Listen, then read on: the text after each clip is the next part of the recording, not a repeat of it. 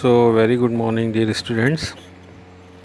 जैसा कि आप देख पा रहे हैं, हम एक न्यू चैप्टर शुरू करने वाले हैं, that is data file handling. Data file handling में जो आप पढ़ने वाले हैं उसमें आपको पढ़ने को मिलेगा कि फ़ाइल क्या होती है, डेटा क्या होता है, प्रोग्राम के थ्रू उन फाइल्स को आप कैसे यूज़ कर सकते हैं या फाइल्स के डेटा को कैसे प्रोसेस कर सकते हैं डिफरेंट नीड के लिए। ये चैप्टर जो है वो यदि प्रोग्रामिंग पॉइंट ऑफ व्यू से देखें तो भी बहुत इम्पॉर्टेंट है। वेटेज वाइज भी इसका 4 to 5 मार्क्स तक का वेटेज इसका है। मीन्स हर साल इसमें से 2 से 3 क्वेश्चन ज़रूर आते हैं। 1 मार्क का क्वेश्चन आता है, 3 मार्क्स का क्वेश्चन आता है, इस तरह से क्वेश्चंस का वेटेज है इसमें। बट ये टॉपिक ये चैप्टर बहुत इम्पॉर्टेंट है कि डेटा फाइल हैंडलिंग।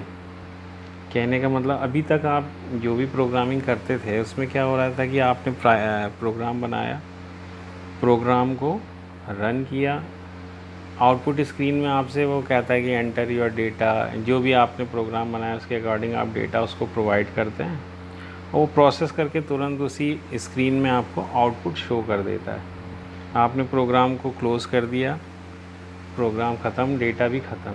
वो डेटा आपने कहीं स्टोर नहीं करवाया या आपने जस्ट उसको जब प्रोग्राम रन हो रहा है तभी तक वो डेटा अवेलेबल है, उसके बाद फिर ख़त्म हो जाता है। या जैसे ही आप फिर से उस प्रोग्राम को री एग्जीक्यूट करते हैं या री रन करते हैं तो फिर से वो आपसे नया डेटा मांगने लगता है। आपने फिर से डेटा प्रोवाइड किया, उसको उसने प्रोसेस किया, काम ख़त्म। बट डेटा फाइल हैंडलिंग में हम क्या करने वाले हैं कि जो भी डेटा है वो हमारा सेव है, एक पर्टिकुलर फाइल में हमने डेटा को सेव करके रखा हुआ है और फिर पाइथन प्रोग्राम के थ्रू हम जो अभी तक यूज़र से हम जो इनपुट ले रहे थे उस प्रोग्राम को प्रोसेस करने के लिए, अब हम वो डेटा कहाँ से लेना शुरू करेंगे?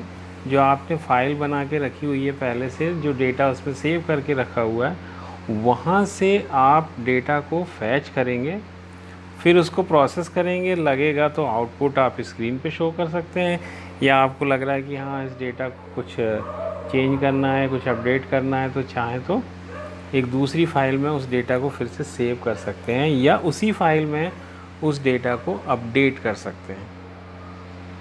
तो ये डिफरेंस है सिंपल प्रोग्रामिंग में और डेटा फाइल हैंडलिंग वाली प्रोग्रामिंग में। एक्चुअल में रियल वर्ल्ड में तो इसी तरह से काम होता है ना कि जो भी डेटा है हमारे पास कहीं फाइल में हमारे पास ज़रूर स्टोर रहेगा। वो ऐसा एट द मोमेंट तो नहीं आता कि हाँ तुरंत आया, अब हमने प्रोसेस किया, काम ख़त्म। तो हम डेटा को हमेशा स्टोर करके रखते हैं और उसी डेटा को फिर हम क्या करते हैं, यूज़ करते हैं। तो इसलिए इस चैप्टर को बहुत ध्यान से आप लोगों को पढ़ना है, समझना है। आपके प्रोग्रामिंग कंसेप्ट्स भी इसमें बहुत अच्छे हो जाएंगे और आगे फ्यूचर में आपको ये बहुत काम देगा। तो पहले बात करते हैं फाइल्स की। अभी तक आपने जब से आप कंप्यूटर के फील्ड में आए तो फाइल्स वर्ड तो ज़रूर सुना होगा। तो फाइल्स एक्चुअल में है क्या, व्हाट इज़ फाइल? तो फाइल को हम देखें, जैसा हमने यहाँ पे डेफिनेशन लिख रखी है, a file is a bunch of bytes stored on some storage device like hard disk, pen drive। Simple language में यदि हम बात करें तो file is a storage space, एक तरह का स्पेस है फाइल जिसमें आप अपने डेटा और इन्फॉर्मेशन को क्या कर सकते हैं, स्टोर करके रख सकते हैं, सेव करके रख सकते हैं। और ये आपके हार्ड डिस्क में कहीं ना कहीं जाके किसी भी ड्राइव में वो क्या हो सकती है, सेव हो सकती है। आप हार्ड डिस्क में सेव कर लें, आप सीडी में सेव कर लें, आप पेन ड्राइव में सेव कर लें, जितने भी स्टोरेज मीडिया है उसमें यदि आपको कोई भी डेटा और इन्फॉर्मेशन को सेव करना है तो सबसे पहले आपको फ़ाइल बनानी पड़ती है। पहले आप फाइल बनाएंगे तब उसी फाइल में कोई भी डेटा और इन्फॉर्मेशन को आप क्या कर सकते हैं, सेव कर सकते हैं। तो फाइल सिंपली हम क्या कह सकते हैं, it is a storage location. तो अब हमने फ़ाइल की बात कर ली, फिर नेक्स्ट फाइल आती है हमारी डेटा फाइल। क्योंकि फ़ाइल्स के तो कई टाइप्स हैं फ़ाइल्स के। तो हमारे काम की जो इस चैप्टर में हमारे काम की जो फ़ाइल्स हैं वो डेटा फ़ाइल है। तो डेटा फ़ाइल नाम से आपको समझ में आ रहा है कि फ़ाइल ऐसी जो कुछ पर्टिकुलर डेटा को, किसी एप्लीकेशन के डेटा को स्टोर करके रखता हो। जैसे आप देख रहे हैं ना, the files that stores data of any application is called data file. तो जो फाइल है जो किसी एप्लीकेशन के या किसी भी डेटा को स्टोर करके रखती है वो डेटा फाइल बन जाती है। अब उन्होंने बताया कि फ़ाइल तो ठीक है, बट फाइल में डेटा को आप स्टोर दो तरह से कर सकते हैं। Data can be store in two ways. तो दो तरीके कौन कौन से हैं डेटा को स्टोर करने के? तो एक तो उन्होंने बताया टेक्स्ट फॉर्मेट में, दूसरा तो वो टेक्स्ट फाइल बन जाती है, दूसरा बाइनरी फॉर्मेट में हम फाइल को स्टोर कर सकते हैं, तो बाइनरी फाइल बन जाएगी। अब देखते हैं कि दोनों में क्या डिफरेंस है, किस तरह से हम वर्क कर सकते हैं, डिफरेंशिएट कर सकते हैं दोनों को। तो पहले हम चलते हैं टेक्स्ट फाइल। तो टेक्स्ट फाइल की हम बात करेंगे। देखिए क्या लिखा हुआ है, a file that stores information और डेटा इन आस्काई और Unicode character is called text file. ASCII characters क्या होते हैं? यही जो हम लोग यूज़ करते हैं ABCD। आस्काई का फुल फॉर्म भी आपको पता है, American standard code for information interchange, और उसी का एक्सटेंडेड फॉर्म है कह लीजिए यूनिकोड कैरेक्टर। तो जो हम टेक्स्ट जो हम पढ़ सकते हैं, है ना, उसको उस फॉर्म में जो है डेटा को वो फाइल क्या करके रखती है, स्टोर करके रखती है। इसलिए उसका नाम हमने क्या रख दिया है, text file. A file that stores information data in ASCII code और यूनिकोड कैरेक्टर्स। और हम कह सकते हैं कि रीडेबल फॉर्म में वो डेटा को स्टोर करती है। ये एक इम्पॉर्टेंट बात हो गई। दूसरी इसके बारे में बात है कि in text file each line of text is terminated with a special character known as EOL, that is end of line character। ये end of line character actual में क्या होता है, ये न्यू लाइन कैरेक्टर होता है। न्यू लाइन जिसको हम क्या कहते हैं, /n। तो /n इसकी विशेषता क्या रहती है टेक्स्ट फाइल की, कि जो भी एक लाइन आप कंप्लीट करेंगे उस लाइन जैसे ही जहाँ पे भी कंप्लीट होगी, कोई भी लाइन कंप्लीट कहाँ पे होती है, जब हम उसमें क्या लगा देते हैं, फुल स्टॉप लगा देते हैं। तो फुल स्टॉप वहाँ पे लग गया, दैट मीन्स कि वो लाइन वहाँ से शुरू होके वहाँ पे ख़त्म हो गई। जैसे हम इसी लाइन की बात करें, यहाँ से शुरू हुई और यहाँ हमने डॉट लगाया है, तो वो लाइन यहाँ पे हमारी कंप्लीट हो जा रही।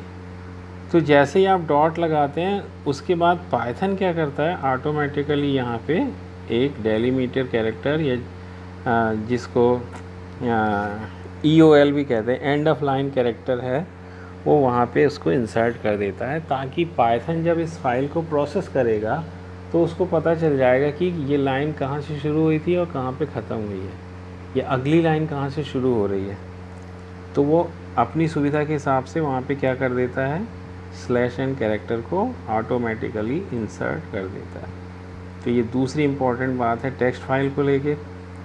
तीसरी बात करें हम, in text file some internal translation take place when this EOL character is read और राइट। तो जब टेक्स्ट फाइल की प्रोसेसिंग हम करते हैं, जब जैसे ही end of line character encounter होता है कि जो हम फाइल को पढ़ना हमने शुरू किया, हम उस पूरी लाइन को हम पढ़ रहे हैं, जैसे ही ये एंड ऑफ लाइन कैरेक्टर आता है तो वहाँ पे जो इंटरनल ट्रांसलेशंस हैं, वो जो यूनिकोड कैरेक्टर्स हैं या आस्काई कैरेक्टर्स हैं, उनसे रिलेटेड जो भी कोड्स हैं वो उसके कैरेक्टर्स उसमें कन्वर्ट होते हैं, प्रोसेस होते हैं। वो सारा काम कब शुरू होता है, जब हम न्यू लाइन कैरेक्टर जो है वो एनकाउंटर होता है। तो ये भी एक इम्पॉर्टेंट बात है कि टेक्स्ट फाइल में कुछ इंटरनल ट्रांसलेशंस होते हैं जैसे ही हम EOL कैरेक्टर पे पहुंचते हैं या उसको रीड या राइट करते हैं। अब यहाँ पे एग्ज़ाम्पल आप देख सकते हैं कि डेटा फाइल जैसे हमने बना के रखी, इसका एक्सटेंशन देखिए data.dat या info.txt, ये सभी किस तरह की फाइल्स हैं? ये टेक्स्ट फाइल्स हैं। अब इसी तरह से हम बात करते हैं बाइनरी फाइल्स की। तो आप डेफिनेशन पढ़िए।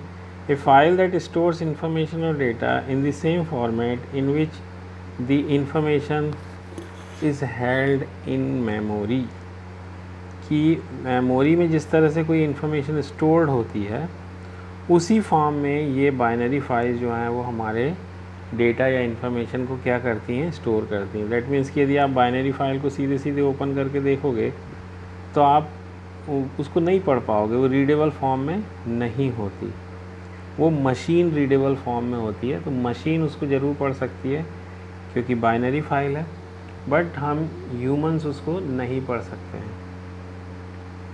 तो जैसा मेमोरी में इंफॉर्मेशन सेव होती है, डेटा सेव होता है, उसी तरह से ये बाइनरी फाइल में जो है डेटा हमारा सेव होता है।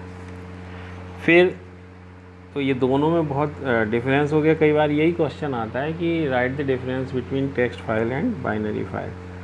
तो टेक्स्ट फाइल के बारे में हमने बताया कि वो यूनिकोड कैरेक्टर से आस्काई कैरेक्टर में इंफॉर्मेशन डेटा को रखता है, जबकि बाइनरी फाइल में जो मशीन रीडेबल फॉर्म होता है या मेमोरी में जिस तरह से हम डेटा को सेव करते हैं उस फॉर्म में डेटा स्टोर होता है। दूसरे बात हम देखते हैं यहाँ पे कि in binary file there is no delimiter for a line. अभी हमने जस्ट बात की थी कि यदि टेक्स्ट फाइल होती है तो ऑटोमेटिकली वो कोई भी लाइन जहाँ पे कंप्लीट हो रही है वहाँ पे वो डेलीमीटर कैरेक्टर मतलब एक /n लगा देता है, न्यू लाइन कैरेक्टर लगा देता है ताकि पाइथन को पता चल जाए कि वहाँ पे लाइन एंड हो रही है। बट बाइनरी फाइल में इस तरह का कोई भी डेलीमीटर कैरेक्टर यूज़ नहीं होता है।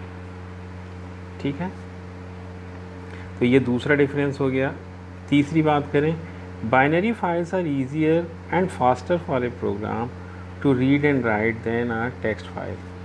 तो टेक्स्ट फाइल और बाइनरी फाइल की प्रोसेसिंग स्पीड की यदि हम बात करेंगे तो बाइनरी फाइल्स फास्ट वर्क करती हैं, जबकि टेक्स्ट फाइल जो है वो उनको ज़्यादा टाइम लगता है प्रोसेस करने के लिए। कारण क्या है कि जो हमने डेटा रखा है वो पहले आस्की कोड में रखा हुआ है, तो वो मशीन उसको रीड नहीं कर सकती, हम ज़रूर रीड कर सकते हैं। तो मशीन उसको अपने फॉर्म में कन्वर्ट करेगी, मतलब बाइनरी फाइल फॉर्म में या मशीन रीडेबल फॉर्म में मशीन उसको कन्वर्ट करेगी, प्रोसेस करेगी। फिर उस डेटा को जब हमको प्रोवाइड करेगी तो हमारे फॉर्म में उसको कन्वर्ट करेगी ह्यूमन रीडेबल फॉर्म में, तब जाके वो प्रोसेस पूरा कंप्लीट होता है और हमको डेटा शो होता है। जबकि बाइनरी फाइल्स में डेटा उसी फॉर्म में स्टोर होता है जिस फॉर्म में जो मशीन रीडेबल फॉर्म है उसमें स्टोर होता है, तो मशीन उसको डायरेक्टली रीड कर लेती है और प्रोसेस कर लेती है। किसी भी तरह का कोई इंटरनल ट्रांसलेशन करने की आवश्यकता नहीं पड़ती। तो ये 3 पॉइंट आप ध्यान रखिए दोनों फाइल्स के, टेक्स्ट फाइल के और बाइनरी फाइल के, कि बाइनरी फाइल में जो मशीन रीडेबल फॉर्म है उस फॉर्म में इंफॉर्मेशन स्टोर होती है। टेक्स्ट फाइल में आस्काई कोड या यूनिकोड कैरेक्टर के फॉर्म में स्टोर होती है। टेक्स्ट फाइल में हर एक लाइन के लास्ट में एक EOL character, and of line character या न्यू लाइन कैरेक्टर या डेलीमीटर जिसको कहते हैं, वो ऑटोमेटिकली पाइथन ऐड कर देता है। और उसमें जैसे ही ये एनकाउंटर होता है तो कोई इंटरनल ट्रांसलेशन वहाँ पे ऑकर होते हैं, जबकि बाइनरी फाइल में ऐसा कुछ नहीं होता। यहाँ पे कोई डेलीमीटर कैरेक्टर का यूज़ नहीं होता और ना ही कोई इंटरनल ट्रांसलेशंस यहाँ पर होते हैं। फिर आपने लास्ट देखा कि जो टेक्स्ट फाइल हैं वो बाइनरी फाइल के कंपैरिजन में थोड़ा सा स्लो प्रोसेस करती हैं। तो ये कंप्लीट इन्फॉर्मेशन हो गई हमारी डेटा फाइल के बारे में, क्योंकि इन्हीं दोनों फाइल्स में हमको वर्क करना है, टेक्स्ट फाइल में भी और बाइनरी फाइल में भी। आगे इस चैप्टर में हम यही सब पढ़ने वाले हैं।